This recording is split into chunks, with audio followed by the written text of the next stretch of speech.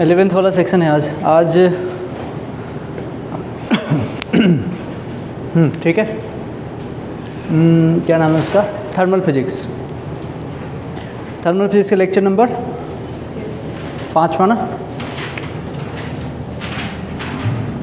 तो हम कर रहे हैं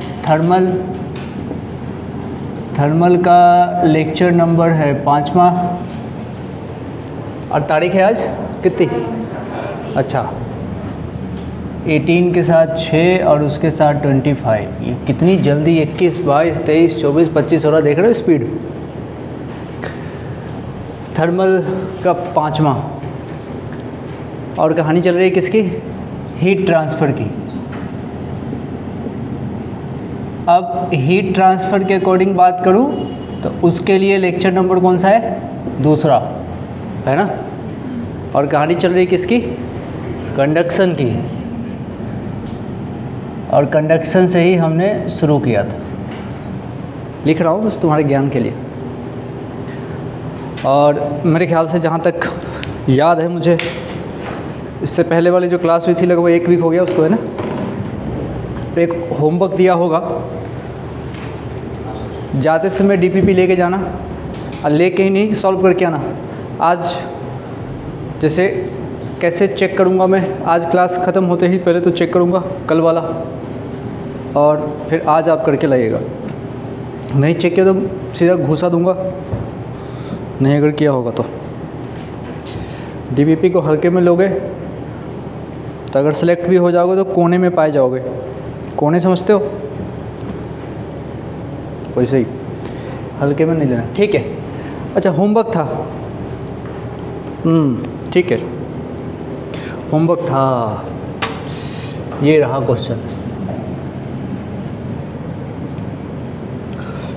तो क्वेश्चन में इस तरीके से हमारे पास रॉड गिवन था, यहाँ ऐसे रॉड गिवन था।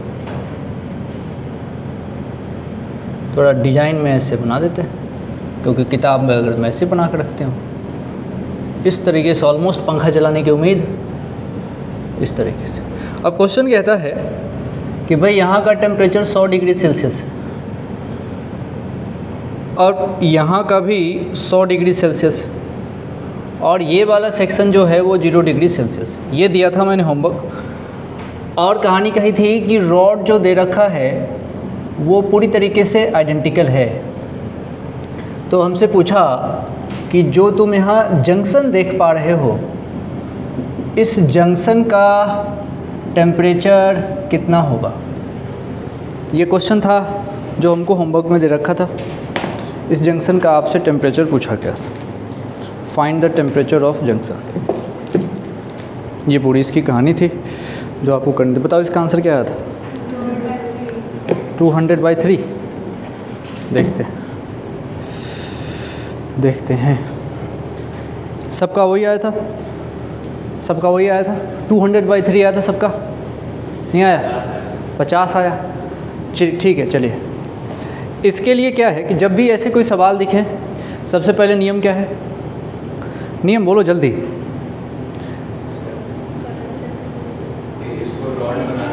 हाँ, रॉड हटाओ, रेजिस्टेंस लगाना है। हाँ तो ऐसे बिल्कुल जोश में रहिए। रॉड हटाओ, रेजिस्टेंस लगाओ। ठीक है भाई, तो ये रॉड हटाया और रेजिस्टेंस लगाया। नियम फिक्स है, रॉड हटाना है, रेजिस्टेंस लगाना है। ये इसकी कहानी है। क्वेश्चन कह रहा है रॉड, हर बात का मतलब है। क्वेश्चन कहा कि रॉड भैया आइडेंटिकल है, मतलब सबका आर सेम है। सोचो, सबके लिए आर सेम है। अच्छा, इसका मतलब इसका रेजिस्टेंस आर, इसका रेजिस्टेंस आर, इसका रेजिस्टेंस आर, मानते हो ना? तभी तो रॉड आइडेंटिकल है। अच्छा, रही बात टेम्परेचर की, अब लिख देते हैं 100 डिग्री सेल्सियस, यहाँ पे 0 डिग्री सेल्सियस और यहाँ से भी 100 डिग्री सेल्सियस। बिल्कुल पेशेंसफुली बात को देखो। जो तुम लास्ट ईयर पढ़े होगे किसी सर से, अगर वो सर अच्छे रहे होंगे तो उन्होंने बहुत सारी तुमको ट्रिक बताई होगी। करंट इलेक्ट्रिसिटी में, ये सॉरी क्या पढ़ रहा है भैया, हीट। हाँ, थर्मल फिजिक्स में मतलब जनरली थर्मल फिजिक्स में ट्रिक वगैरह बहुत बताया जाता है, ये ट्रिक वो ट्रिक वो ट्रिक। तुमको सर भी अच्छे वाले सर ट्रिक बताते हैं और एग्ज़ाम में ट्रिक काम नहीं आता, फिर उसके बाद से समझ रहे हो, तो उस ट्रिक का कोई फ़ायदा है नहीं। मेरे पास ऐसी कोई ट्रिक अवेलेबल नहीं है, आपको पूरा बेसिक से करना पड़ेगा और भरोसा रखो पूरा बेसिक से करने से ही बात बनती है। जैसे अभी के इक्विवेलेंट बताऊंगा, उसमें किताबों में मॉड्यूल में आपके टीचर अगर अच्छे टीचर, हाँ ख़राब टीचर कोई आ जाते हैं तब तो डिटेल समझाते हैं, लेकिन जो अच्छे टीचर होते हैं ट्रिक वाले मास्टर, जो रील वाले मास्टर जो साले, तो उनका जो ट्रिक है, अगर पुराना कोई कॉपी में है तुमको ट्रिक व्रिक पता है सब हटाओ, ट्रिक सिर्फ पार्टिकुलर और लिमिटेड क्वेश्चन के लिए होता है, ऐसे तुम याद नहीं कर सकते हो। ठीक है, तुमको मान लो कोई टेबल है जो बिल्कुल याद है, जैसे कोई ऐसा प्राणी है जिसको 27 का टेबल याद है, 27 का टेबल याद क्या हुआ है, 27 × 8 आ जाएगा, उसको 27 का टेबल याद है, फिर भी अगर एग्ज़ाम में 27 × 8 आएगा ना, तुम एक बार गुना करके देखोगे। तो भरोसा एक सर्टेन लेवल तक होता है बेसिक चीज़ों पे। अभी जो आएगा मेथड बड़ा है लेकिन इफ़ेक्टिव है, और सवाल आते हैं थर्मल से कितने, लगभग 5 तक आ जाएंगे। मूडी है एग्ज़ाम, तो क्या है मूडी है, 3 तो आएगा जाएगा, हो सकता है 5 आ जाए, 5 × 4 20 होते हैं, और 20 मतलब बहुत बड़ी कहानी है। तो हम सारे सवाल को तरीके से सही कर सकते हैं, इसके लिए हमारे पास कोई ऐसा कोई ट्रिक नहीं है। तो नो ट्रिक एट ऑल, सीधा सीधा बेसिक से। और बेसिक क्या है समझना, मेरे से जीवन में जब जब कोई के पूछेगा कभी भी, तो सबसे पहले मैं के पूछे तो मैं आर को सोचूंगा, और हमेशा रिलेशन ध्यान रखूंगा R = L/KA। अच्छा तुम सोच सकते हो, ये इस पे आ जाऊंगा मैं, तुम थोड़ा अभी मेरे साथ यहाँ पे आओ। R = L/KA ये असली फार्मूला है, लेकिन इसका और एक बढ़िया वर्जन देख सकते हो, प्रो वर्जन जिसको बोलो। अगर ये R नहीं, R इक्विवेलेंट की कोई बात करे तो L नहीं, L इक्विवेलेंट हो जाएगा, K नहीं, K इक्विवेलेंट हो जाएगा, और एरिया नहीं, एरिया का इक्विवेलेंट हो जाएगा। तो सब इक्विवेलेंट हो जाता है।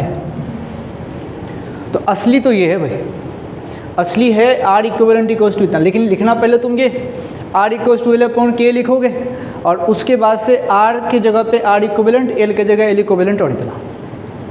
और समझो, मेरे से करंट इलेक्ट्रिसिटी में जब करंट पूछा जाता था तो मैं कहता था V1 - V2 अपॉन क्या कहता था, R। यही तो कहता था कि भाई difference in voltage upon resistance, that is called current. यहाँ पे अगर I पूछेगा तो क्या करोगे, T1 - T2 अपॉन R। तो इस चैप्टर में तो इसकी ज़रूरत है, I = T1 - T2 upon R, मानते हो ना। इसके अलावा फार्मूला नहीं होता है कंडक्शन में, इसके अलावा कोई फार्मूला नहीं है। अच्छा अब ज़रा देखना, अब एक जो रेजिस्टेंस की बात करते हैं वहाँ पे देखना, जब वो हीट करंट की बात होती है I की, I तो वही तो है ΔT/R। कुछ लोग उसको dQ/dt भी तो लिखते हैं, है ना, तो वो सब तो खैर लिखने की बात है, परंतु असली आइटम इधर है T1 - T2 अपॉन R। अब हम इतना जानते ही हैं कि करंट का फ्लो कैसे होता है, हाई वोल्टेज से लो वोल्टेज, उसी तरीके से टेम्परेचर कैसे फ्लो करेगा, हाई टू लो। तो हम समझ जाएंगे कि जब I निगेटिव हो गया तो कौन बड़ा होगा, इसमें I निगेटिव होगा तो कौन बड़ा होगा, T2 बड़ा होगा। तो इतना तो हमको समझ में आता है। अच्छा कभी कभी क्या दिख जाता है अपने को कि करंट का फ्लो यहाँ पे कहाँ से कहाँ हो रहा होगा, जैसे अभी वाले क्वेश्चन में दिख रहा है अपने को कि करंट का फ्लो कैसे हो रहा है, दिख रहा है ना, अभी वाले में तो दिख रहा है भाई 100 है। अब यहाँ जंक्शन है, तो जंक्शन वाले सवाल में तुम जानते ही हो, यहाँ अपने मन से यहाँ का टेम्परेचर T मान लो, अपने मन से यहाँ का टेम्परेचर T मान लो। इस सवाल को 2 मेथड से करते हैं और दोनों बढ़िया है। पहले मैं ऐसे मेथड से करता हूँ जिसमें भयानक कन्फ्यूजन होता है, ये सवाल मॉड्यूल में भी मिले, हर जगह मिलता है, तो एवरग्रीन सवाल है, जमाने से मिलता है। कोई भी ऐसी किताब नहीं होगी, कोई भी ऐसा कोचिंग नहीं होगा, कोई भी ऐसा टीचर नहीं होगा जिसने ये सवाल नहीं कराया, एक भी ऐसा नहीं हो सकता। ये बहुत फेमस है, लेकिन इसी सवाल में बड़ा कन्फ्यूजन होता है। क्या कन्फ्यूजन है कि भाई मैं करंट का डायरेक्शन किधर मानूं। जैसे तुम्हारे मन में कुछ आएगा, हो सकता है तुम सॉल्यूशन देखो उसमें उसने कुछ और माना होगा, तो सही क्या है, तो आंसर है कुछ भी सही है। अब मैं तो बहुत सस्ता काम करता हूँ, वो सस्ता काम थोड़ी देर बाद बताऊंगा। फिलहाल एक बेसिक बात यहाँ पे करते हैं, रेड पेन से देखना। 100 है, यहाँ पे T है, तो माना कि यहाँ पे करंट ऐसे आया होगा, यहाँ 100 है, यहाँ पे T है, मैंने माना यहाँ करंट ऐसे आया होगा, और T है, यहाँ 0 है, मैंने माना यहाँ करंट ऐसे गया होगा। मान सकता हूँ? मान सकता हूँ। जंक्शन का नियम है इनकमिंग बराबर आउटगोइंग। तो अगर अब यहाँ से, अच्छा अच्छी बात देखो, माना इसकी वैल्यू को मैंने इसके I1 लिखा, ये अगर I2 लिखा, तो ये हमारा होगा I3। तो नियम कहता है दोनों को जोड़ो, इनकमिंग वाले को और आउटगोइंग के इक्वल कर दो। तो तुम्हारी कहानी ऐसी है, I1 प्लस I2 को जोड़ के अब फिर इसको तुम I3 के बराबर करोगे। अब रॉड हटा देता हूँ, जगह बच जाएगा। अब तो ये सिंपल रेजिस्टेंस जैसा अपने को सोचना है।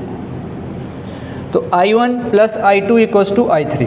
अच्छा, जीवन में जब भी I लिखना हो तो T1 minus T2 upon R।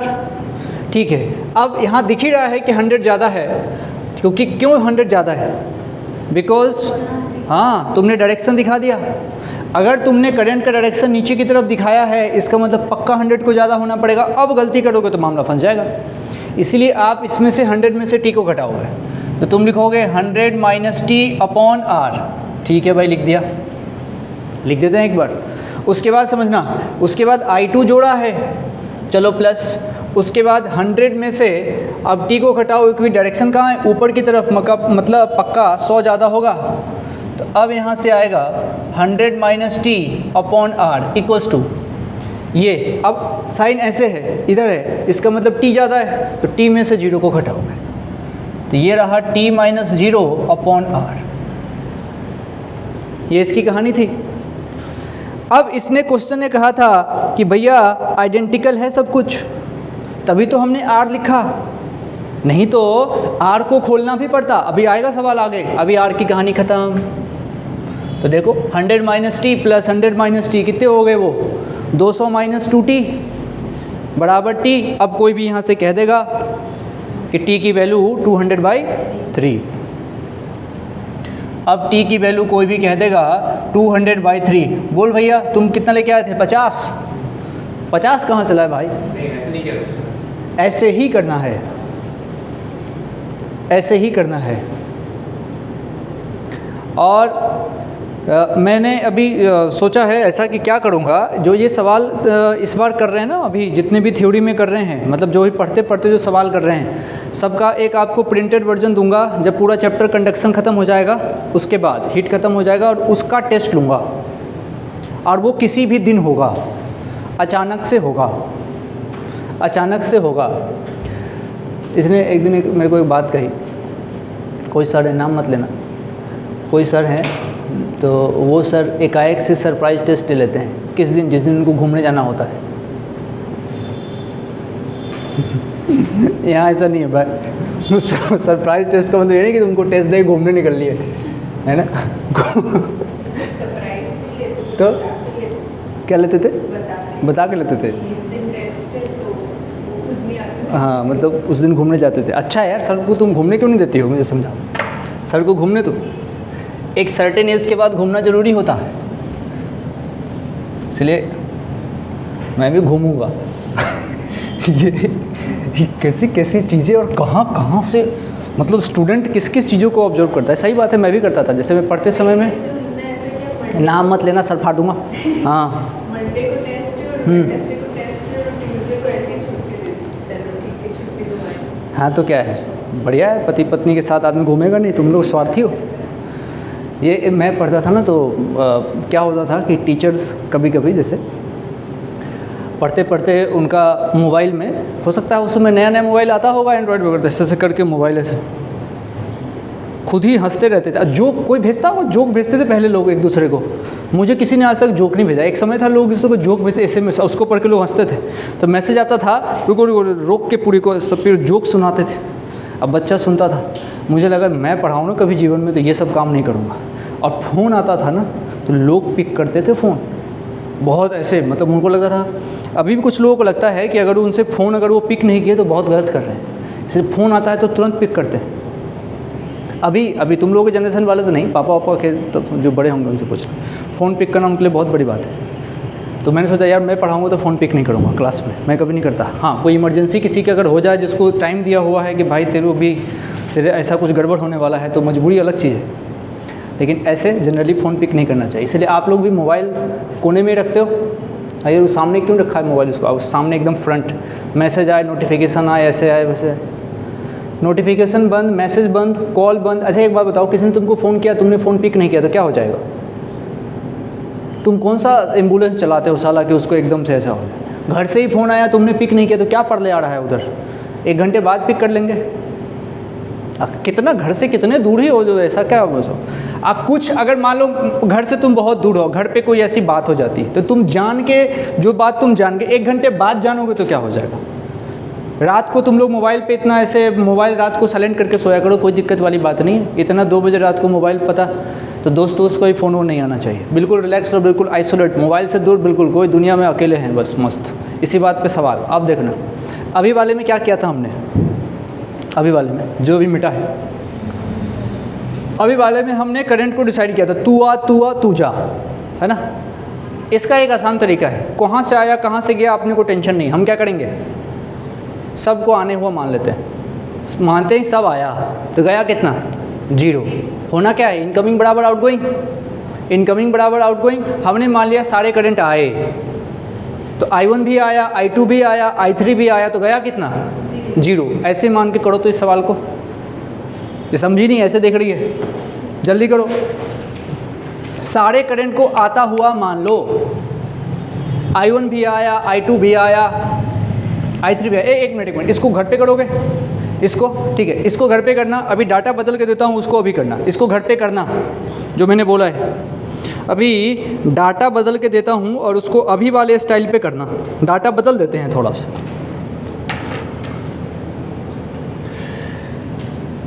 I1 भी आया, I2 भी आया, I3 भी आया है।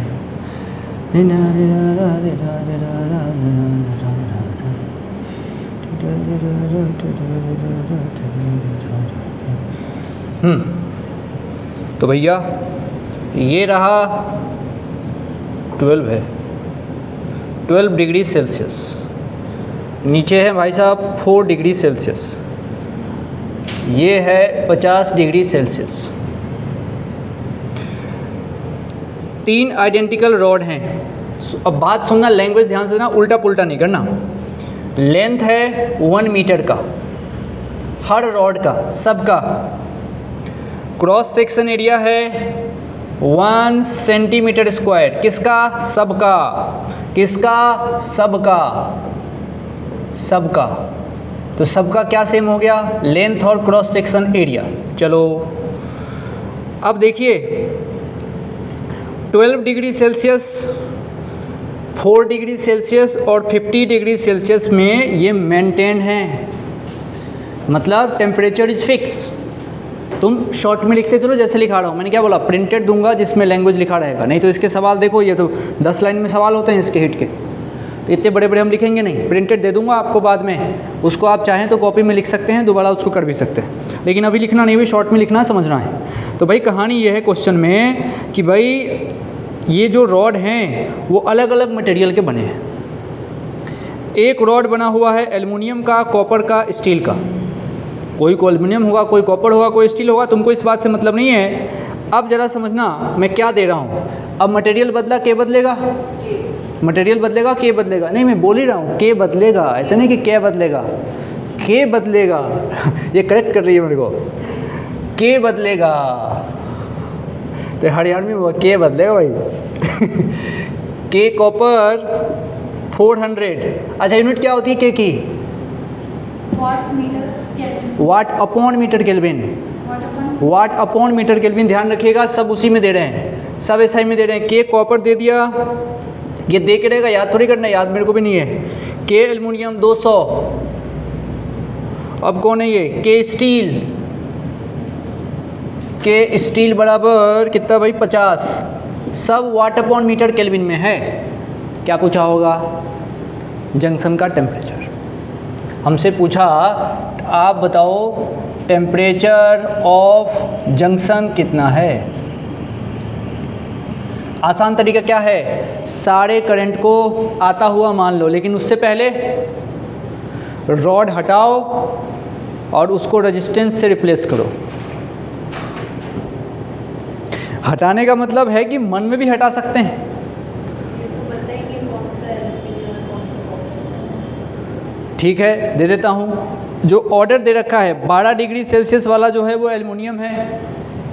लो भाई, ये एल्युमिनियम है। उसके बाद से स्टील ऊपर है, ये स्टील है और ये कॉपर है।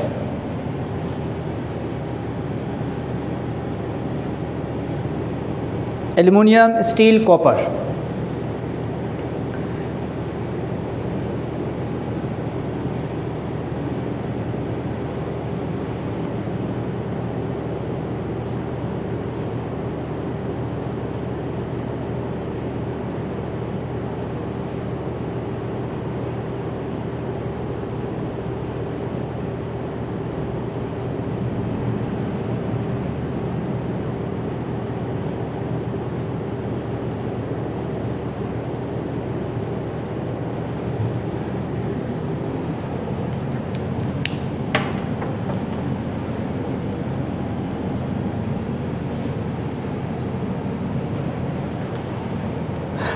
साथ साथ करेंगे। किसी का आंसर आया तो बोलो। चलो, अच्छी बात है, साथ साथ करिए। देखिए, सारे करंट को आता हुआ मान लो, तो इनकमिंग बराबर आउटगोइंग, सारे इनकमिंग हैं। देखो मैं क्या लिख रहा हूँ, मैं लिख रहा हूँ इनकमिंग बराबर आउटगोइंग। इनकमिंग सब है, I1 भी, I2 भी और I3 भी, तो आउटगोइंग कुछ नहीं तो जीरो। माना ये I1 है, ये I2 है और ये I3 है। ऐसे खींचतान मत मचा, ये स्कूल थोड़ी है ऐसे ऐसे खींच खाच रही है, कान उखाड़ लूँगा। I1 बताओ, तुम बोलो I1 बोलो। यहाँ का टेम्परेचर T माना, I1 बोलो। यस। अब देखो, अब हम एरो में गलती करेंगे तो कहानी ख़त्म हो जाएगा। तो आपने बिल्कुल सही बोला, 12 - T। आगे हाँ, अब कहानी ये है कि सबके रेजिस्टेंस अलग अलग हो सकते हैं, तो क्यों ना इसका नाम दे दें। सपोज इसका रेजिस्टेंस इसके हिस्से का R1, इसके हिस्से का R2 और इसके हिस्से का R3। तो अभी मुझे R1 लिखना है। R1 L/KA। L की बात करिए, L सब में सेम है, चलो 1 अपॉन KA। K इसका कितना भाई, एल्युमिनियम का आ गया 200। हाँ, एरिया बता दो, ये रहा कितना है, ठीक है, तो 1 सेंटीमीटर स्क्वायर। अब ये सेंटीमीटर मीटर का ज़्यादा लफड़ा पड़ेगा नहीं, क्योंकि सब में आएगा ना, है ना, सब में आएगा, टेंशन नहीं है। अच्छा चलो, अब उसके बाद से तुम I2 की बात करो, I2 की बात करो। यहाँ बताओ I2 ये बताएगी। I2 बताओ क्या लिखूँ, ये देख इधर है I2। 50 - T। ठीक है भाई, 50 - T अपॉन R बोलो 1 R L/K। L 1 है, K बोलो। स्टील का K कितना है, 50 × 1। सही है। अब I3 की जगह की कमी है, I3 ऊपर लिख रहा हूँ। देखिए, सबसे पहले I3 के लिए बताओ भाई क्या लिखूँ। I3 के लिए, ओ प्रभु, I3 बताएं। 4 - T। बिल्कुल करेंट। देखो 4 - T अपॉन, हाँ पहले L/KA। L कितना 1 है और K कितना, कॉपर का K, कॉपर 400 और इंटू 1। तो भाई ये 200 ऊपर चला जाएगा, उधर से 50 ऊपर चला जाएगा और उधर से 400 ऊपर चला जाएगा। 10 का है, अच्छा आंसर 10 कह रही हो। हाँ, पहले तो यहाँ तक ठीक है। इसके बाद सॉल्व कर सकते हैं क्या, तो आंसर आएगा जैसा कि लड़की ने बताया 10 सबका आ गया, तो मैं सॉल्व नहीं करूँ। आ गया पक्का, जाएगा कब होता, अभी आएगा, जाएगा नहीं आएगा, अभी आ गया है तो ठीक, नहीं तो मैं करता हूँ। आया 10 आया, सबका आ गया, तुम्हारा नहीं आया ब्रदर। आएगा ना, सुनो क्या कह रहा हूँ, देख देख देख, ये 200 ऊपर जाएगा तो 200 इंटू 12 माइनस टी, डन।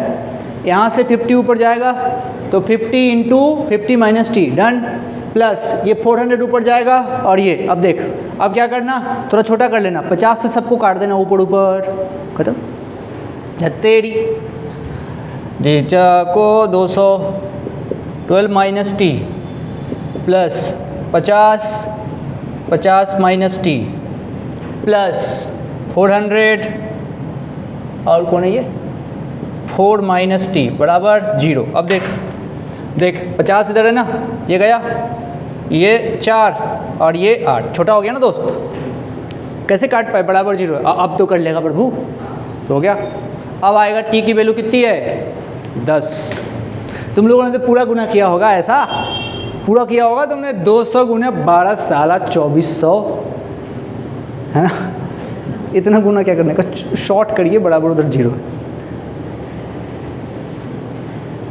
आगे बढ़ूं, तो तुमको कौन सा आसान लगा, कहाँ करंट जाएगा वो सोचना, या सारा आ गया बराबर 0, है ना, ये आसान है कि नहीं। तो आप जब भी ऐसे सवाल देखो, सारे को आता हुआ मान लो, ऑल इनकमिंग एंड आउटगोइंग बराबर 0। और इसका यही स्टाइल अपन करंट इलेक्ट्रिसिटी में भी रखेंगे, किरचॉफ्स लॉ जहाँ पे आता है। तो वहाँ पे एक टॉपिक होता है नोडल एनालिसिस, अगर नाम सुना हो आपने, नाम नहीं सुना, सुना है, चलिए। Nodal analysis is the one of the method to solve the circuit. तो वहाँ पे भी ये तरीका लगाएंगे, सारे इनकमिंग और आउटगोइंग मानने वाला। चलिए, अब आपको अगला सवाल आपके सामने पेश करने की हिम्मत जुटा रहा हूँ, ज़रा गौर से देखिएगा। सवाल हो सकता है थोड़ा सा आपको पकाऊ सा लगे, लेकिन आप कर सकते हैं, एक बार में सही कीजिएगा तब उसका मज़ा है।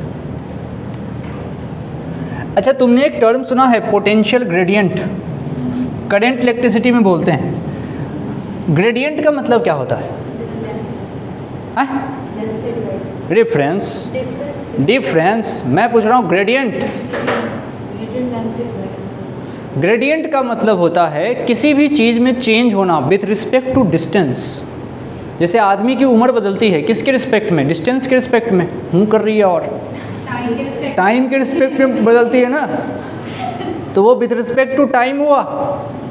लेकिन जब कोई चीज़ डिस्टेंस के रिस्पेक्ट में बदले, जैसे मैं डिस्टेंस बढ़ाऊं और उसमें जो चीज़ बदले उसको बोलते हैं ग्रेडियंट। तो मतलब समझो, टाइम के रिस्पेक्ट में कोई चीज़ बदले तो नीचे में क्या होगा? ऊपर में तो वो होगा ही, नीचे में होगा ना dt, मतलब with respect to time change हो रहा है। जैसे मान लो लिखा हुआ है dy अपॉन dt, तो y किसके रिस्पेक्ट में चेंज हो रहा है? t के रिस्पेक्ट। लेकिन अगर यही dy अपॉन dr हो जाए तो y किसके रिस्पेक्ट में चेंज हो रहा है? r। हाँ बिल्कुल, अब r के रिस्पेक्ट में चेंज हो रहा है। अगर r डिस्टेंस है तो ये कहलाएगा y ग्रेडियंट कहलाएगा इसमें। अब देखो नाम बोलता हूँ, टेम्परेचर ग्रेडियंट, तो क्या बोलोगे? Change in temperature with respect to distance, जो भी नहीं, विथ रिस्पेक्ट टू डिस्टेंस। अब होगा potential gradient, change in potential with respect to, हाँ जो भी नहीं, डिस्टेंस नीचे होना मस्ट है। एक लड़का था मेरे पास 2 साल पहले, या 1 साल पहले ही था शायद, 1 या 2, ऐसा ही कुछ था। एक लड़का, वो इतना बड़ा पकाऊ था। एक तो होता है कि बच्चा पढ़ने में कमज़ोर है, और एक होता है कि वो मानेगा नहीं कि वो कमज़ोर है, समझ रहे हो? तो वो कब बोलता था? जब लेक्चर रिकॉर्ड हो रहा होता था तभी वो बोलता था। तो उसको क्या लगा कि रिकॉर्ड होते समय थोड़ी ना कुछ बोलेंगे, है ना। और रिकॉर्डिंग के समय तो आदमी जेंटलमैन बनता है ना, अपना तो ऐसा नहीं, देख जो हो ऐसा।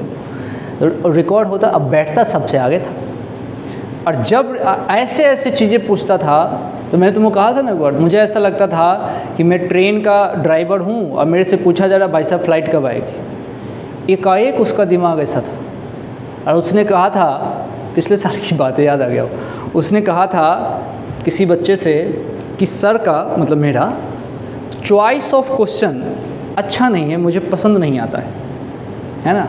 वो वही प्रजाति है जो एनिमी में देखने वाली प्रजाति होती है ना, उसी प्रजाति का है। चॉइस ऑफ क्वेश्चन उसको जो है पसंद नहीं आया, अभी होगा किसी कोने में। तो उसको मतलब कैसे क्वेश्चन चाहिए थे, वही बिल्कुल एकदम पप्पी लेने वाले क्वेश्चन नहीं होते हैं, ले ले ले ले ले ले ले ले ऐसे वाले सोच। तो ऐसा है। तो महागोबर प्रजाति के लोग जो कुछ होते हैं, क्या कहना चाह रहा हूँ समझ रहे हो? मैं ये कहना चाह रहा हूँ कि माइंड को एकदम खोल के रखो कि चल क्या रहा है। ऐसे नहीं चल कुछ रहा है, बोल कुछ रहे हैं, सोच कुछ रहे हैं, दुनिया कहीं और कहीं से ऐसे ऐसे ख्वाबों में खो के नहीं पढ़ने का। समझ रही है? वो बीमार हो, बीमार कोई पूछे तो हाँ कह देना चाहिए, सबसे सेफ जोन। आराम से बिल्कुल अटेंटिव होके करिए। अभी जो सवाल का आंसर आएगा, अभी के सवाल का अगर आंसर नहीं आया मतलब तुमको बात समझ नहीं आ रही है, इसलिए एक बार में आंसर लाने की कोशिश करनी है अभी वाले सवाल का, क्योंकि मैं ये फॉर्मेट करा चुका हूँ। अभी देखिए क्या होने वाला है, क्या होने वाला है समझिए।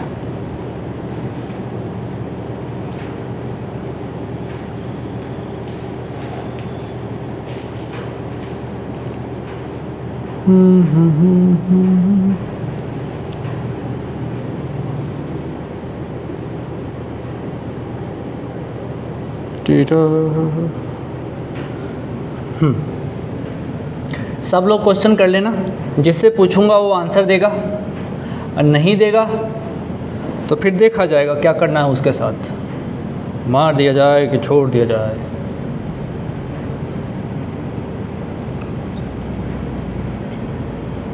ये क्या है?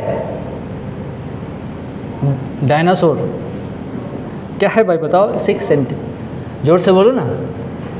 ये एक वायर है या फिर आप कह सकते हैं रॉड है। अब तुमको मैं इसलिए बता रहा हूँ ये क्या है। तुमको पता है एग्ज़ाम में कभी कभी सिचुएशन ऐसा आता है कि आपको क्वेश्चन देखने के बाद, आपको नहीं गधे बच्चों की बता रहा हूँ, क्वेश्चन देखने के बाद यही क्लिक नहीं हो पाता कि किस चैप्टर का सवाल है। और ये ऐसा होता है, हो सकता है तुमको ने भी अगर उस टॉपिक की प्रॉपर प्रैक्टिस नहीं करी होगी तो तुम्हारे को कन्फ्यूजन हो जाएगा। और थर्मल फिजिक्स के कंडक्टिविटी वाले चैप्टर में ऐसा होता है, क्योंकि वहाँ पे थोड़ी कहा जाएगा कि हेडिंग देके कि भाई थर्मल कंडक्टिविटी ना। तो आपको जैसी क्वेश्चन में रहे रॉड के बारे में इंफॉर्मेशन हो और टेम्परेचर गिवन हो, तो तुम आराम से ही सोचना कि यही सवाल चल रहा है। अब देखना इसमें क्या है, लैंग्वेज समझना। बना लिया फोटो?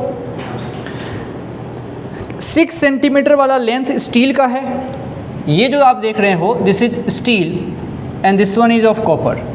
18 सेंटीमीटर वाला कॉपर का है। अब सुनना कहानी क्या कह रहा है। कह रहा है कि thermal conductivity of copper is 9 times that of steel. Thermal conductivity of copper is 9 times that of steel. मतलब अगर स्टील का K है तो कॉपर का कितना होगा? 9K, या उल्टा? सही लिखा? पक्का? इसको ध्यान देना है। क्या बोला? Thermal conductivity of copper is 9 times that of steel and that is written like that. अच्छा, अब हमसे क्या पूछा है? अब हमसे क्या पूछा है कि find temperature of the junction. Find temperature of the junction. Temperature of the junction नहीं दिया। आज बुधवार है, इसने कहा क्रॉस सेक्शन एरिया नहीं देते, नहीं दिया।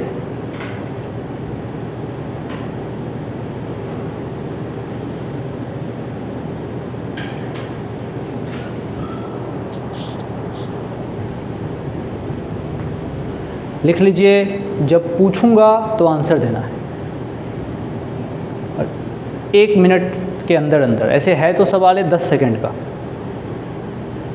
लेकिन चूंकि अपन सीख रहे हैं, हो जाए तो पेन रख दीजिएगा। जैसे फिल्मों में कैसे दिखाते हैं, जज क्या करता है, कोई सज़ा सुनाता, मौत की सज़ा, तो उसका पेन तोड़ता हुआ दिखाते, पुराने ज़माने की पिक्चर देखे थे।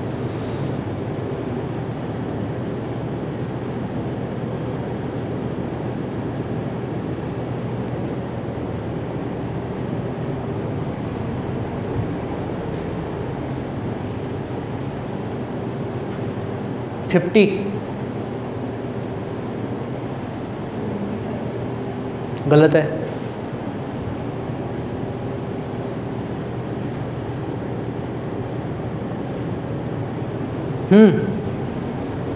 कितना 75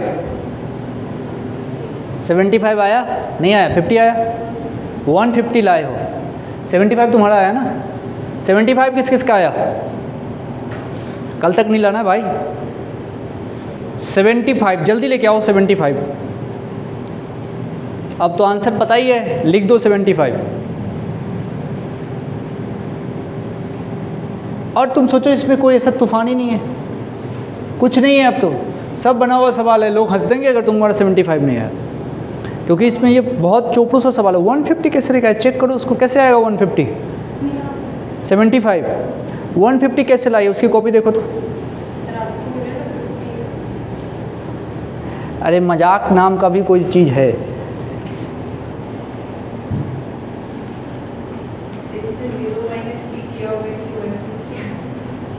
अच्छा देखते हैं, अरे वो लफड़ा रखना ही नहीं है, 0 - t की t - 0 रखना ही नहीं है।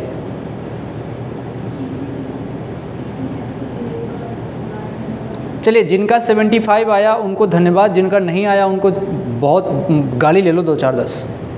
अब ज़रा सोचो, रॉड पूरा देखो, पूरा सिलेंडर देखिए, इधर फिर सारे ऊपर देखो, रॉड की पूरी कहानी देखो, इधर 100 इधर 0, ठंडा कौन है ना, 0 ठंडा है। अब ऊपर देखो लड़की, अगर ये ठंडा है इसको बोलते हैं सिंक। एक तो सिंक होता है ना, सिंक अपने किचन वगैरह में भी होता है सिंक। ये भैया कल से जो आए ना वो इसमें डालने हैं इंक, तो उसको बोलना कम डाला करे, नहला दिया है बिल्कुल, इसे जो ब्लडी सिंक लग रहा है, ऐसे खून वाला सिंक। अच्छा इसको क्या बोलोगे, सोर्स।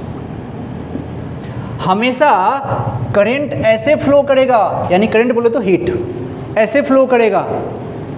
अब देख, अगर यहाँ का तुमने T माना, अब बताओ ईमानदारी से ज़्यादा कौन होगा, T होगा, तो T1 - T2 लिखने में T - 0 लिखेंगे ना, डाउट होने का सवाल ही नहीं है। 0 में से T या T में से 0 किसको होता है, मूर्खों को हो सकता है, आपको नहीं, आप जीनियस से पूरा रॉड देखो, यहाँ 100 यहाँ 0, तो ऐसे ही जाएगा हीट, मतलब T को ज़्यादा होना पड़ेगा, है कि नहीं बात। अब आप क्या करोगे, अच्छा ऊपर से देखो, जाना एक ही लाइन में है, सीरीज में है ना। अगर मान लो छोटे बच्चों को ऐसा सिखाना पड़ता है शुरू में, बेटा रेजिस्टेंस मान, ऐसे कर, तो करंट जाएगा ऐसे, इसका रेजिस्टेंस R1 इसका रेजिस्टेंस R2, दोनों में सेम करंट जाएगा, ऐसे सिखाते हैं उसको, समझ रहे हो।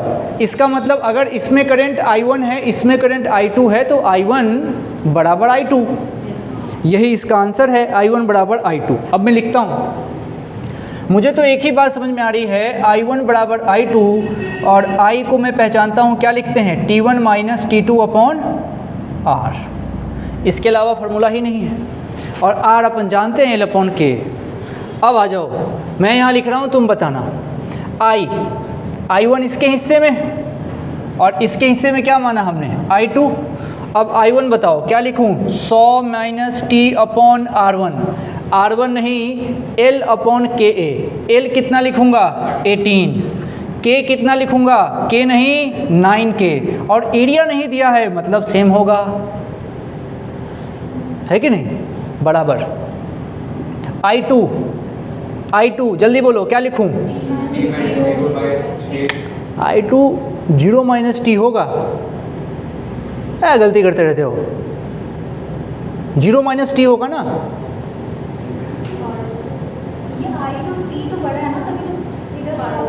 ये बात अपने आप को 20 बार बताना कि हमेशा T - 0 होगा, क्योंकि T बड़ा है, पक्का, ठीक। तो T - 0 अपॉन L कितना 6 अपॉन K कितना K है, और एरिया A है। अब हो गया, K से K काट देंगे, 9 से 18 2 बार, और ये यहाँ पे रहा 6, अब A से A चले गए, ये 6 ठीक है, 2 कर लोगे क्या, मज़ा आएगा इसमें। तो कितना था आंसर, ओके, तो T की वैल्यू 75 डिग्री सेल्सियस। क्या मैडम,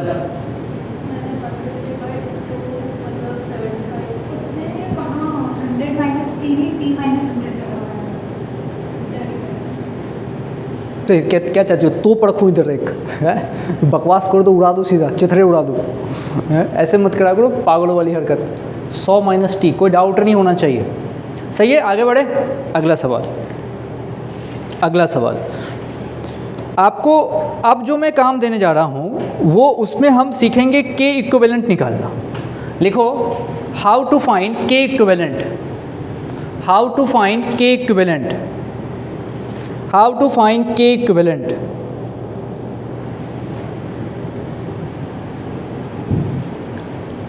दो बात लिखना सबसे पहले, लिखो कोई फॉर्मूला नहीं है, कोई फॉर्मूला नहीं है।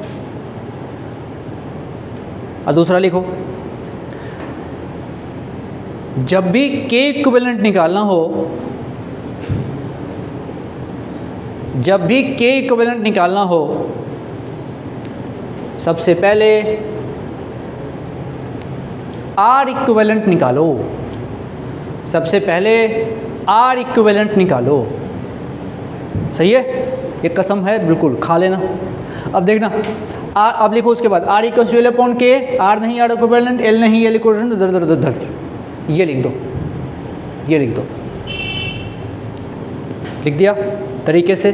जो लिखता, जो काम की बात लिखाता हूँ ना उसको अलग पेन से लिखा कर ना, उसको घेर लिया कर, क्या एक ही ब्लू ब्लू ब्लू रेड करो उसको। नोट्स को थोड़ा सा ऐसे कलर में लिखने से तुमको आसानी होगी, तुमको देखने में कम समय लगेगा, क्योंकि फिजिक्स में कहानी जो है कम होती है ना, क्वेश्चन ज़्यादा होते हैं। अब क्वेश्चन में भी अगर तुमने कलर चेंज कर लिया तो तुमको क्या रिवीजन करने में आसानी होगी।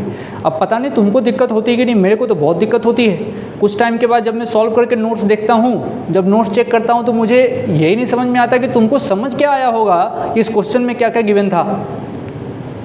तुम समझे क्या कहना चाह रहा हूँ? ये मैंने क्वेश्चन दिया, ये सॉल्यूशन कर दिया, अब झाला तुमने सारा एक ही कलर से कर लिया। अब बता कितनी चीज़ें क्वेश्चन में दी थी, क्या पूछा था, कैसे पता चलेगा तुमको? कलर चेंज नहीं कर रहे हो, ये तो तुम बस अपना घाटा कर रहे हो भाई। इसलिए आप हमेशा कलर चेंज करिए। चलो अब के इक्विवेलेंट सीखना है तो सबसे पहले आर इक्विवेलेंट सीखना होगा, आर इक्विवेलेंट सीखना होगा। उसकी कहानी करना चाहते हैं, उसके लिए क्वेश्चन से कर लेंगे तो बात समझ में आ जाएगी, बात समझ में आ जाएगी। एक फार्मूला सुना है तुमने, पैरेलल में दो रखे हों रॉड तो के इक्विवेलेंट K1 + K2/2। अभी तुमको जो अच्छे वाले सर थे उनके मन लिए बहुत अच्छा प्यार आएगा तुमको, अभी सिखाऊंगा। वो एक चोपड़ू से सवाल के लिए है, चोपड़ू से सवाल के लिए है। जहाँ सब कुछ ठीक हो, सब कुछ सेम साम हो तो वो काम बन जाएगा। ढंग के सवाल जीवन में नहीं बनेंगे, उससे जीवन में नहीं बनेंगे। ऐसे अब सारे ट्रिक वालों का इस बार मज़ा आ जाएगा। अच्छा, ट्रिक वालों से याद आया, देख बात बिल्कुल सही है। कल जब बच्चे आए थे ना, वो सिलेक्शन वाला आया, तो उससे जब डिस्कस हो रहा था तो ऐसे ही, अब मैं वीडियो तो देख बनाता नहीं हूँ कि दिखाऊँ ऐसे ऐसे वाली बात, तो बात जो कह रहा हूँ उसको सुन। बात करते करते एक डिसीजन निकला कि भाई हम तो तैयार थे इस बार कि पेपर कठिन आएगा, तो अपने यहाँ का तो काम बन गया। हमारे जैसे कम लोग थे, इसीलिए कट ऑफ में फ़र्क आया। और इसलिए मैं बता रहा हूँ ये से मतलब कैसे के लेवल का होता है। अगली बार से पूरा भारत देश तैयार होगा कि पेपर कठिन आता है। अगली बार से पूरा भारत देश तैयार होगा, पेपर कठिन आता है, तो सब लोग कठिन लेवल पे प्रिपरेशन करेंगे। और जब सब लोग कठिन लेवल पे प्रिपरेशन करेंगे तो कंपटीशन होने वाला है दमदार। तो अगर कोई प्राणी ये सोच रहा है कि मेडिकल का बच्चा कि इस बार इतने नंबर आए हैं, इसमें इतने रैंक आते हैं, अगली बार मैं ले आऊँगी, मैं ले आऊँगा और मेरे उतने नंबर आ जाएंगे, तो ये है मूर्खता। अगली बार कंपटीशन टाइट होगा क्योंकि लोग ज़्यादा तैयार होंगे। अब तो अगली बार कहानी इसके रिस्पेक्ट में टफ है। इस बार तो लोग अनजान थे, तो जो तैयार था उसका काम बन गया, लेकिन अगली बार सब तैयार रहेगा तो कहानी टफ होगी। तो कंपटीशन डे बाय डे बढ़ेगा। इसीलिए आपको जैसे जैसे कराया जाए वैसे वैसे करते रहने का, और एकदम मैडम वाले स्टाइल में हाथ पांव मोड़ के तो भैया मुश्किल है। समझी? ये सवाल अभी जो लिखने जा रहा हूँ इसका जवाब मुझे अभी चाहिए। लिखूँ? दो बात पूछ रहा हूँ, पहले बताइएगा। ये जो रॉड है, ज़रा सोचना, ये रॉड है, मान लो ये बहुत बड़ा है, इसको देखो, ये और ये रॉड है। अगर इसको ऐसे जोड़ा, पहले ऐसे अलग अलग था, एल था, यू जोड़ा, एल इक्विवेलेंट कितना होगा 2L, और area equivalent, area cross section वाला तो ए ही हुआ, लेकिन जब मैं ऐसे जोड़ूंगा है ना, तब लेंथ कितना, तो एल इक्विवेलेंट कितना L, और एरिया इक्विवेलेंट 2A। अच्छा, तुमने 2A कब बोला, जब ये दोनों आइडेंटिकल थे, परंतु अगर ऐसे हो जाए, एक किसी उल्टे पुल्टे एरिया का और ऐसे जोड़ दिया, मान लो लंबाई सेम है, एरिया चेंज होगा, इसका कुछ और हो सकता है, इसका कुछ और हो सकता है, तो लिखोगे कितना, प्लस करोगे ना, करोगे तो प्लस ही। तो ये दिमाग लगाना है। अगर मान लो उल्टे पुल्टे एरिया वाले हों, अलग अलग एरिया हो, और उसको ऐसे करके उसने पैरेलल कर दिया, तो ए इक्विवेलेंट लिखते समय सावधानी बरतनी है। समझ रहे हो क्या? तो उस समय तुमको सोचना पड़ेगा। अब उसमें ऐसे करके जोड़ दिया उल्टा पुल्टा एरिया का, तो ए इक्विवेलेंट क्या होगा? अब उसके बाद से वो देखा जाएगा सिचुएशन कैसा दे रहा है, अब वो किस पॉइंट का पूछ रहा है। तो बिल्कुल ऐसे पागलों जैसे सॉल्व नहीं करना है, देखना है सिचुएशन की क्या डिमांड है। तो अब ज़रा देखो क्या है सिचुएशन, समझाता हूँ। मेरे पास 2 रॉड है, मेरे पास 2 रॉड है, एक रॉड ऐसा और दूसरा रॉड इस तरीके का, 2 रॉड है क्वेश्चन में। अच्छा, और क्या रहा है समझिएगा, डायग्राम बनाओ साथ साथ। एक तरफ का टेम्परेचर T1 है और दूसरे तरफ का T2 है। मानिए ये मेरा T1 है और ये वाला T2 है, ठीक है, इसमें कोई समस्या नहीं है, लेकिन फ़र्क है इसके K में। पहले वाले के लिए K और दूसरे वाले के लिए 3K। हाँ, लंबाई सेम है तो कोई प्रॉब्लम नहीं। इतनी कहानी हमारे पास है और हमसे कहा जा रहा है कि आप यहाँ K इक्विवेलेंट फाइंड करके दिखाओ।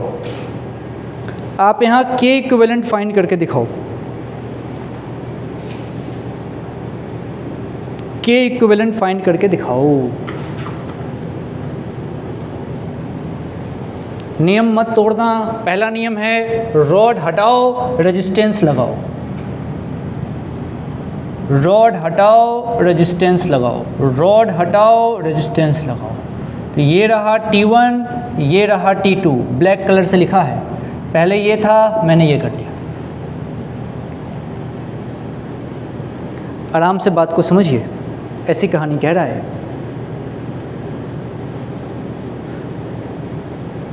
एक बार देखते चलो, साथ साथ करो चलो।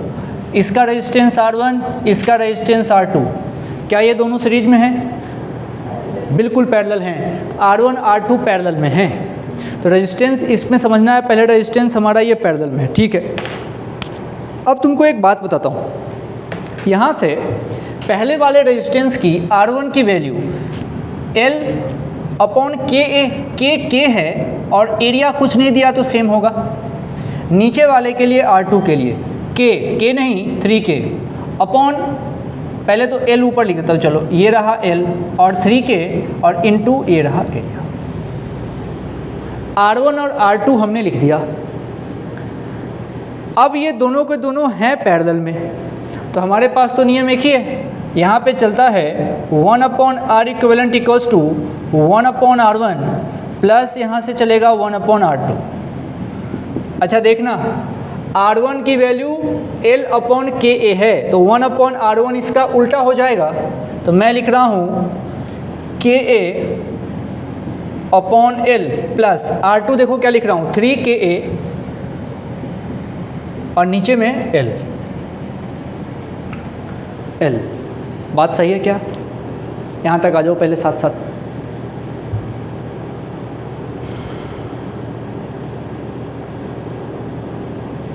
तो बताओ यहाँ से R इक्विवेलेंट कितना आया?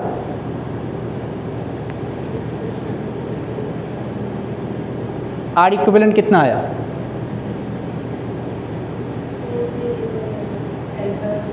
हाँ, ये L/4KA, बिल्कुल।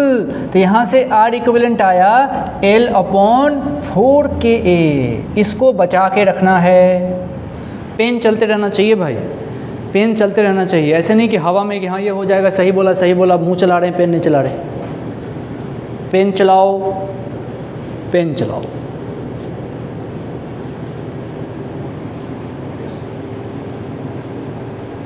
सही है, यहाँ तक आ गए सब लोग? अब समझना है, ये थोड़ा मामला हल्का करता हूँ, ये सब हटाता हूँ, ये सब हटाता हूँ और ग्रीन पेन पे आता हूँ। ग्रीन पेन किधर है? इधर है।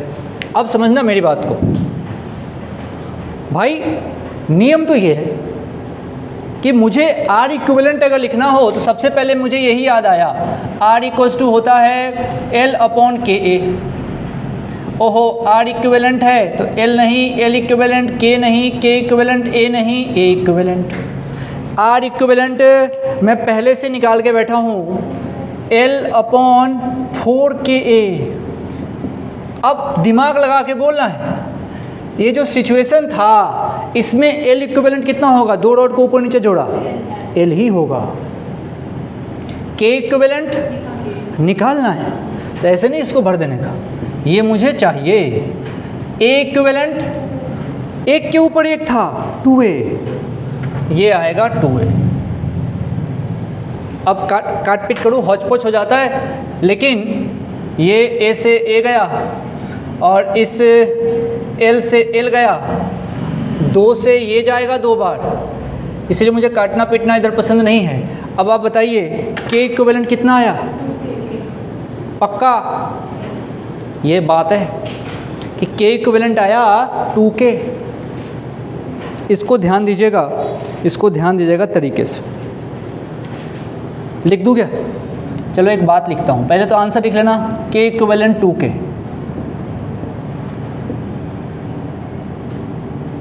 अब इस पे ट्रिक चलती है एक फर्जी।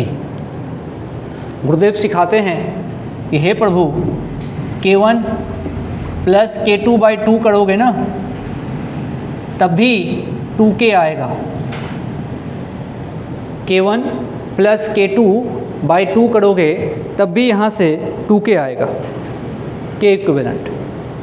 लेकिन ये ट्रिक फ्रिक एक लिमिटेड टाइम के लिए है, लिमिटेड टाइम के लिए है। लेकिन मेरे मन में एक इच्छा हो रही है, मान लो इससे स्टेटमेंट बनाया जाए तो अगर मान लो कहीं लिखा हुआ है कि K1 प्लस K2 बाई 2 बराबर 2K, इस सिचुएशन बना के ऐसा दे दिया जाए, अब पूछ दिया जाए कि ये कब होगा, तो लिखो इसके लिए मैं बात बताता हूँ। देखो, it is valid only when rods are parallel and length plus area both are identical.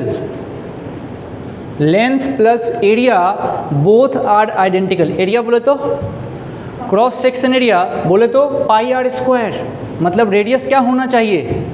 Identical होने चाहिए दोनों के। तब K1 plus K2 divided by 2 करने से डायरेक्ट यहाँ 2K आ जाएगा। तो मैंने इसलिए लिखाया है कि मुझे लग रहा है कि मान लो उसने ये दे के पूछा कि वैलिडिटी हो सकती है ना असर्शन रीजन में, तो वहाँ रीजन उसका वो हो गया कि valid only one this way. Rod पूर्णतः आइडेंटिकल होने चाहिए। सही है? चलो अब आगे बढ़ते हैं, तरीके से इस बात को समझते हैं कि हमारे लिए तो ये ट्रिक फ्रिक फर्जी है। हमारे लिए जब भी निकालना होगा हमारे पास ये स्टाइल है। सबसे पहले R लिखो, R की जगह पे L अपॉन KA, उसके बाद से तुम इक्विवेलेंट सोचो, काम बन जाता है। ठीक है, चलिए आगे की तरफ क्वेश्चन ही करेंगे। अगला सवाल, इस एंड का टेम्परेचर T1,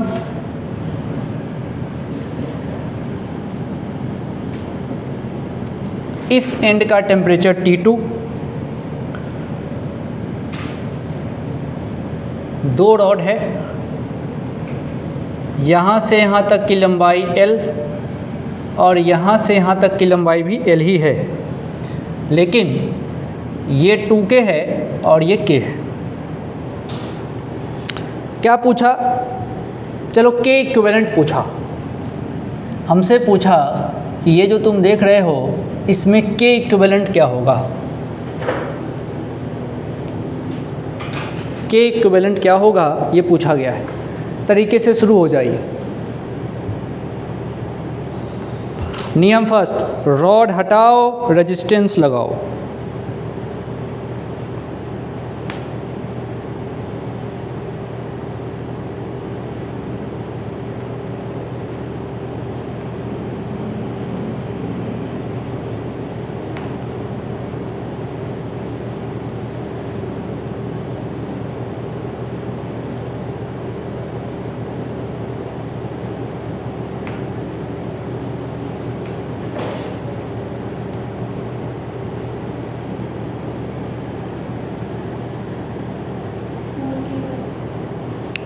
बिल्कुल सही, 4K/3, बिल्कुल सही, 4K/3। आइए समझते हैं। नियम फर्स्ट, अरे रॉड हटाओ, रेजिस्टेंस लगाओ, ठीक है भाई। ये हो गया R1, ये हो गया R2, ठीक है। इसकी कहानी इधर T1 है, इधर टेम्परेचर T2 है, आवश्यकता पड़ेगी नहीं लेकिन लिख लिया। R1 लिखना हो तो मैं लिखूँगा ध्यान से L/KA। मेरे मन में तो R = L/KA हमेशा से है। अब यहाँ पे देखता हूँ क्या बन रहा है ये L तो L है, K नहीं 2K देखो, और एरिया कुछ नहीं दिया तो सेम है। अच्छा अब R2 लिखना चाहता हूँ, R2 L/K, L है, K भी K ही है और एरिया A है। और दूसरी बात, दोनों रेजिस्टेंस सीरीज़ में है। अब दोनों रेजिस्टेंस जैसे ही सीरीज़ में है तो R इक्विवेलेंट जो निकलेगा वो दोनों को सीधा सीधा जोड़ने से आएगा। तो R इक्विवेलेंट की बात, R1 नहीं, ये रहा L/2KA प्लस R2 L/KA। यहाँ से R इक्विवेलेंट, नीचे एलसीएम कितना आ गया 2KA, और ऊपर में यहाँ पे आ गया L, तो ये आ जाएगा 3L/2KA, 3L/2KA। बोलो सही है क्या? अब अगला नियम मैं बस इसमें सेट करूँगा, इसमें। अब देखना क्या कर रहा हूँ मैं। मुझे R इक्विवेलेंट की बात तो पहले से अब पता है, किस पे सोच रहा हूँ, ये वाले को। सही है क्या? मैं ये लिखना चाहता हूँ R इक्विवेलेंट बराबर L equivalent equivalent × A equivalent. R equivalent में निकाल के बैठा हूँ 3L/2KA बराबर L इक्विवेलेंट। अब की बार लंबाई को ऐसा जोड़ा हुआ है, मतलब 2L। भाई ये लिखा मैंने, K इक्विवेलेंट मुझे चाहिए और A इक्विवेलेंट A ही होगा, A। ख़त्म। काट पीट लोगे तो जब आपने काटा पीटा तो बताओ कितना आया? 4K/3। हाँ L तो कट रहा है। K equivalent 4K/3। किसी का नहीं आया तो बोले।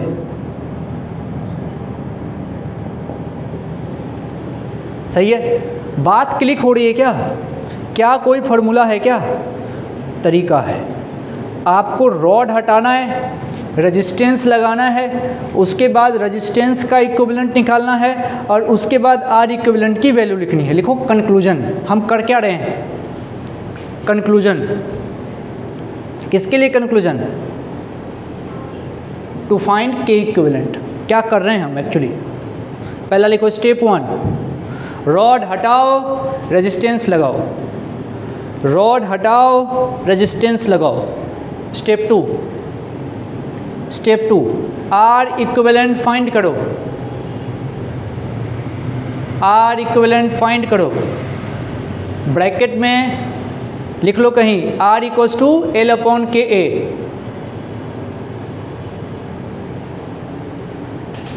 अब लास्ट स्टेप लिखो ये वाला, R इक्विवेलेंट बराबर L equivalent equivalent A equivalent. 3 step में कहानी ख़त्म। यही तो कर रहे हैं। फ़ोटो बिना बनाए हवाबाजी मत करना। तो इसके अकॉर्डिंग बात हो जाएगी, बात तुम समझ जाओगे, कोई दिक्कत वाली बात नहीं है। थर्मल फिजिक्स को लोग लेते हैं हल्के में, बहुत हल्के में। क्यों? क्योंकि ऊपर ऊपर से बस देखते हैं उसको तो लगता है कि ये हल्का है। थर्मल फिजिक्स अथाह समुद्र तक जा सकता है, लेकिन उसके लिए तुमको क्वेश्चन का लेवल कैसे भी बढ़ सकता है। इसमें फार्मूला इसमें है ही नहीं, इसलिए हम फार्मूला अवॉइड करेंगे। मॉड्यूल जितना बोलूँ उतना ही पढ़ना। तो इसमें क्या है कि वो मॉड्यूल में हर स्टेप पे फार्मूला होगा, इसलिए पढ़ना नहीं है। जब हम पढ़ते थे तो इंडियन बुक अलाउ ही नहीं था पढ़ना, इंडियन बुक अलाउ नहीं था। वो किताब होती ना, प्रदीप, दिनेश, होती नहीं ये सब किताब, एस चांद, ये सब किताब पढ़ने वाले को बहुत ख़राब नज़र से देखते थे। सही बता रहा हूँ मैं, ये सब किताब, इसको किताब ही नहीं मानते थे। और ये बात कहाँ देखी हमने? कोटा में, कोटा में ही देखी था। पहले तो हम लोग वही पढ़ते थे ना, स्कूल में होते थे तो मैं नवोदय विद्यालय में था तो वहाँ पे लाइब्रेरी में से इशू कराते थे हम लोग भाई, कि भाई एनसीईआरटी तो ठीक है, साथ में इशू कराते थे एस चांद, प्रदीप, ये किताब लगता था कुछ तूफान मचा रहे हैं। यहाँ आया तो पता चला यार तो बेइज्जती है सब किताब की। इसीलिए क्यों? क्योंकि सही मायने में वो सब किताब जो है सिर्फ़ और सिर्फ तुमको रटाने के काम में आता है। फालतू की किताबें, फालतू की। पढ़ना मतलब अपने आप को टॉर्चर देना। चलो मेडिकल वाला तो कोई पहले बच भी जाता होगा, जेई वाला उसको पढ़ के निकाल के दिखाए तब मैं जानूँ। उसको पढ़ने से तुम्हारे कॉन्सेप्ट की ऐसी तैसी हो जाएगी, एकदम रट्टू तोता टाइप। इसीलिए हिंदी, जो बच्चे आईटी वाईटी की तैयारी कर रहे हैं, अगर उन्होंने हिंदी किताब पढ़ी, हिंदी किताब मतलब अपने देश की, एस सी वर्मा को छोड़ दो, उसके अलावा जो भी किताब है, एनसीईआरटी की बात नहीं हो रही, मतलब बाहर जो मिलती है ना किताबें ऐसी जो मार्केट में तुमको मिलती है, इंडियन ऑथर की किताब, सब बकवास, सब बकवास। इसलिए किताब पढ़, हाँ मॉड्यूल है, कुछ हद तक मॉड्यूल ठीक है, कुछ हद तक। लेकिन तुम देखो तुम्हारे टीचर ही बोलते होंगे कि मॉड्यूल पढ़ने की ज़रूरत नहीं, कुछ हद तक ही ठीक है वो, क्योंकि ये भी लिखा गया है ना। तो जो चीज़ें सार्वजनिक रूप से लिखी जाती हैं उसमें नियम कानून फॉलो किए जाते हैं, समझ। और जब वो नियम कानून फॉलो किया जाएगा तो उसमें मेथड जो होगा वो ऑर्थोडॉक्स मेथड होगा, मतलब एक लंबी तकनीक होगी जो एक कॉमन जनता को समझ में आए। और नोट्स जो होता है इसकी कोई लिमिटेशन नहीं होती है। कोई किताब ऐसे लिख सकता है कि जैसे अपन नोट्स लिख रहे हैं, नहीं लिख सकता ना, उसको ग्रामर भी देखना पड़ेगा, उसको हिंदी इंग्लिश दुनिया जहाँ बहुत बैलेंस करके चलना पड़ेगा। इसलिए नोट्स को रिस्पेक्ट दो, नोट्स को प्रायोरिटी दो, और नोट्स में जैसे लिखा रहा हूँ वैसे लिखो। और नोट्स ही पढ़ने से बात बनती है, अगर तुम्हारा टीचर काम का है तो नोट्स अगर, क्योंकि नोट्स में हर वो चीज़ पढ़ाते समय ना पता लग जाता है कि ये चीज़ फंस जाओगे, तो उसको लिखा दिया जाता है। इसलिए नोट्स को प्रायोरिटी देनी चाहिए। चलिए अब मैं एक सिचुएशन आपके सामने दे रहा हूँ, आप देखिए। मान लीजिए आपके पास एक रॉड है, थोड़ा कठिन लगेगा, एडवांस का सवाल है, लेकिन उतना भी कठिन नहीं है। देखो एडवांस का सवाल है, 3 रॉड है और भी हाल फिलहाल का है। 3 रॉड है, 3 rods of identical cross section area made from same material. Okay, identical cross section area, language थोड़ा सा लिख लो, बस लिखो 3 rods of identical cross section area. Cross section area इसका आइडेंटिकल है, क्रॉस सेक्शन एरिया आइडेंटिकल है। 3 rod है identical cross section area के।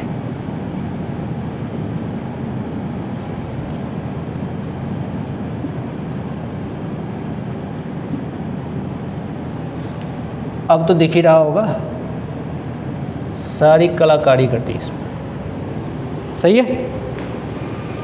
अब सुनना, लिखो made up of same material. Question की भाषा है made up of same material, arranged in the given shape, arranged in the given shape।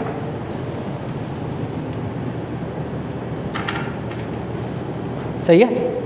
अब सुनना आगे, कह रहा है the point A and B are maintained at temperature T and root T. A and B are maintained at temperature T and root 2T. Root 2T. In the steady state. In the steady state. और दोस्तों steady state का मैं definition बता चुका हूँ कि जो temperature है वही रहेगा। यही तो है स्टेडी स्टेट की खासियत कि भाई जो आता है जाने देता है, कुछ एब्जॉर्ब नहीं करता। अब कह रहा है find the temperature of point C. ये जो पॉइंट सी है इसका टेम्परेचर अगर टीसी है तो ये टीसी क्या है, ये टीसी क्या है, ये बोला है।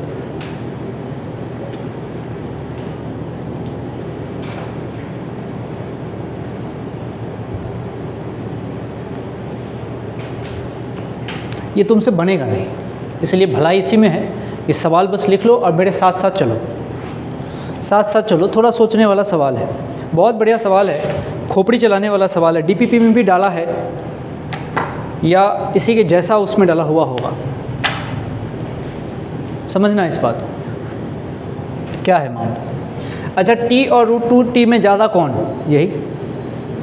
अगर ये ज़्यादा है मतलब ये कौन है, सोर्स है, और ये कौन है, सिंक है। मतलब सोर्स ये है, अगर ये सोर्स है तो ज़रा सोचो इधर फ्लो ऐसे हुआ होगा, इसको वहाँ से सोचो। तुम करंट इलेक्ट्रिसिटी सोचो, उसमें मानो कि तुम्हारे पास इस तरह का कोई ट्रायंगल यहाँ पे गिवन है, इस तरह का ट्रायंगल यहाँ पे गिवन है, और उस ट्रायंगल को रेजिस्टेंस के फॉर्म में कन्वर्ट करो और किसी एक तरफ बैटरी लगाओ और करंट का फ्लो करा के देखो, तब तुमको कुछ बात यहाँ से समझ में आएगी। तुम शायद नहीं समझो मैं क्या कह रहा हूँ। ये बताओ, ये ज़्यादा है ना, पक्का। मतलब अगर ये रेजिस्टेंस होता, अगर ये रेजिस्टेंस होता तो कहानी कुछ ऐसी होती है, छोटा होता ये बड़ा होता, सोच। मतलब ये हाई पोटेंशियल का होता, ये लो पोटेंशियल का होता। अब मैं कलर चेंज करता हूँ, तुमसे पूछता हूँ बताना। माना अभी यहाँ से यहाँ कोई करंट आया मान लो किसी कारण से, तो उस करंट को इधर जाना पड़ेगा और उसी का एक टुकड़ा इधर जाएगा। बोलो, सुनो ध्यान से। करंट आया, उसका एक टुकड़ा ऊपर गया, ऊपर वाला टुकड़ा घूम फिर के इसमें आया। इस वाले टुकड़े की मजबूरी है कि इसको तो इसमें जाना ही पड़ेगा। तो अगर सपोज करिए ये करंट गया है Ix, तो इसमें कितना जाएगा, Ix ही जाएगा। इसका मतलब ये दोनों ब्रांच कुछ भी कर लो है तो सीरीज में ही। यानी कि यहाँ पे जो करंट यहाँ जाएगा उस करंट की मजबूरी है कि उसको इसमें जाना ही पड़ेगा। इसका क्या मतलब है, इसका मतलब है ये दोनों ब्रांच कौन से, ये BC और CA, ये दोनों सीरीज में है भाई। पहले इतना लिखो फटाफट।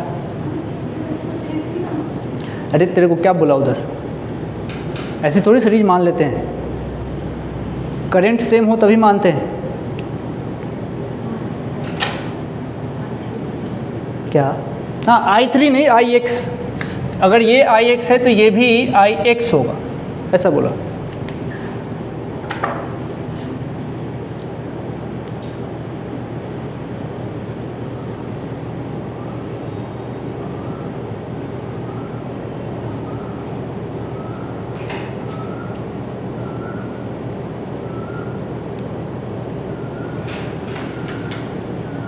लिख लिया, तेज लिखिए।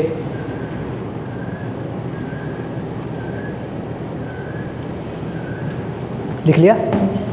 अब लिखो एक बात, काम की बात लिखो। कंक्लूजन, क्या भाषण दे रहा हूँ मैं, क्या कहना चाह रहा हूँ, लिखो। ब्रांच BC का करंट बराबर, ब्रांच BC का करंट बराबर ब्रांच CA का करंट। ब्रांच BC का करंट बराबर ब्रांच CA का करंट, और उसने T पॉइंट का पूछा ही था। ओके, देख मैं लिख रहा हूँ भाई, बताना।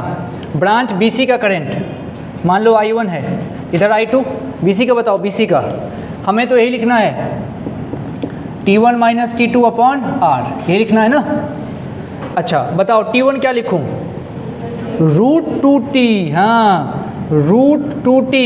अच्छा ये T1 है, माइनस T2 TC बोल अपॉन R, R1 लिख लेता हूँ, ठीक है चलो अभी फ़िलहाल R1 लिख लेता हूँ, देखते हैं क्या होता है।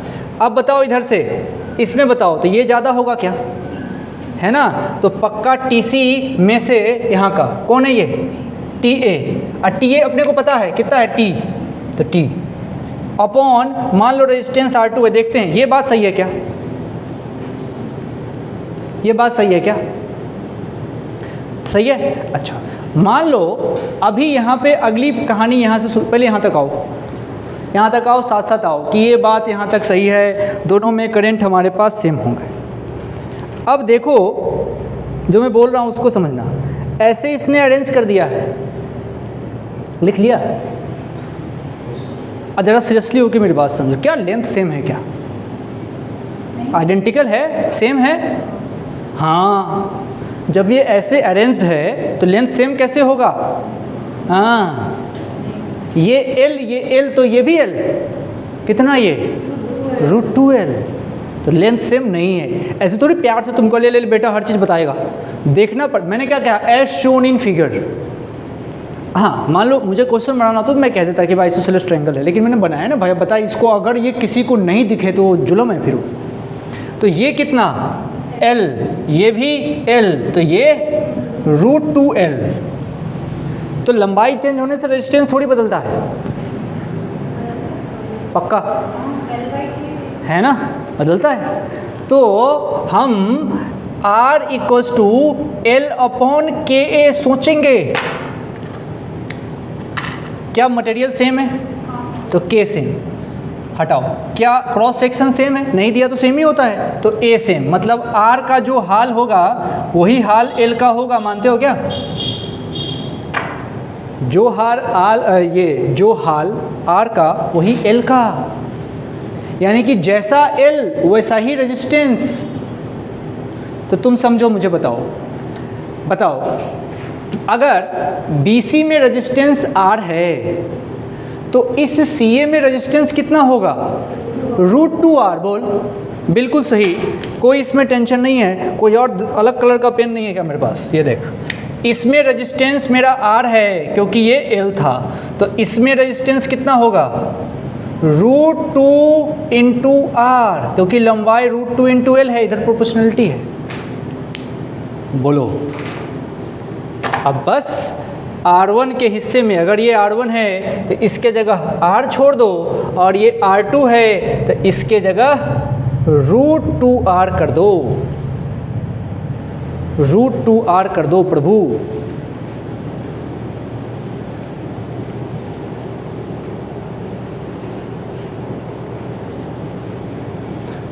क्या बोलते हो, सही है। अब बताओ, अब तो आप जीनियस हैं, R से R काट दीजिए, क्रॉस मल्टीप्लाई करने आता है क्या, √2 से मल्टीप्लाई करने का, तो √2 से √2 2 और ये फलाना चिलाना। जल्दी से आंसर बताओ, TC बताओ भाई, TC बताओ, इसके बाद का स्टेप बताओ फटाफट,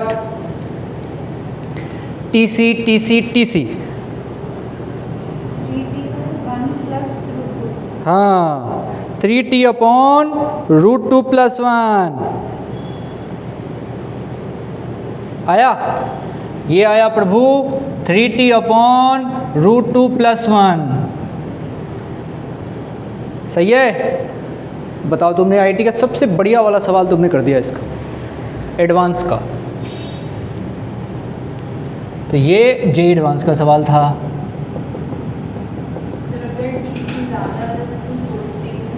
हाँ बिल्कुल, वो सोर्स हम डिसाइड करते हैं कौन सा है, वो हम डिसाइड करते हैं। कौन सा टी, अरे ठीक से बोलना, मुस्कुरा के थोड़ी समझ में आता है मेरे को, बोल सकती से क्या, D से A फिर A से C क्यों किया, ऐसे तो चल सकता था, सीरीज में। कैसे जा सकता था? ऐसे।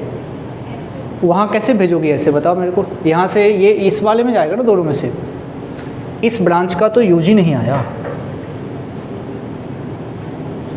सीखने के व्यू से पूछा करो और क्लियर पूछा करो। देखो इस ब्रांच का यूज ही नहीं आया, दिख रहा है, क्योंकि हमसे यहाँ का पूछा था, यहाँ का पूछा था, तो इसको लेने से यहाँ कैसे पहुँचो? तो फायदा किस में है? इसको सोचिए, सीरीज में दिख रहा है क्लियर। भाई यहाँ से जो करंट आया ये तो यहाँ गया, अरे गया इधर भी गया होगा, अपने को क्या है? अपने को इधर से मतलब यहाँ का थोड़ी पूछा आपने से, अपने से आगे का पूछा। तो मैं जो यहाँ से करंट लेके जाऊँगा उसकी मजबूरी है, इसमें जाना पड़ेगा। ये हिंट मिल गया, ये दोनों सीरीज में हैं और पूछा भी इसी पॉइंट का था, इसीलिए इस ब्रांच को लेने का मज़ा है। Series you can't decide by your own choice कि आज ये सीरीज है, आज बुधवार है तो कल वो हो जाएगा, ऐसे नहीं। जिसमें करंट सेम होगा वो सीरीज में होगा। और ज़रा सोच, इस रेजिस्टेंस के दोनों एंड पे तो अलग अलग पोटेंशियल डिफरेंस है कि नहीं? तो अब तो अगली कहानी शुरू हो जाएगी। ये दोनों सीरीज मिलके क्या बनेगा? एक इक्विवेलेंट बनेगा जो आगे वाले दोनों के साथ पैरेलल होगा। वो करंट इलेक्ट्रिसिटी में पहुंच जाएंगे, आएगा, सीखेंगे। फिलहाल कंक्लूजन ये है कि ये सीरीज है। क्यों है? रीजन समझ लिया हमने, सही है। एल और एल भी मन से लिया है, परंतु जब आईटी का सवाल है तो उसमें वो लिख के देगा कि आइसोसेलेस ट्रायंगल। अब रही बात कि कोई कहे कि नहीं मैं तो इसको एल लूँगा और इसको भी एल लूँगा, इसको √2l करूँगा, तो उसको गोली मार देना चाहिए, है ना? तो वो एल और एल ये है तो यही √2l होगा। और हो गया, ठीक है। तो बस इसमें इतना ही। DPP कलेक्ट कर लेना वहाँ से और उसको करके फिर लाइएगा। इसको कर दो बंद।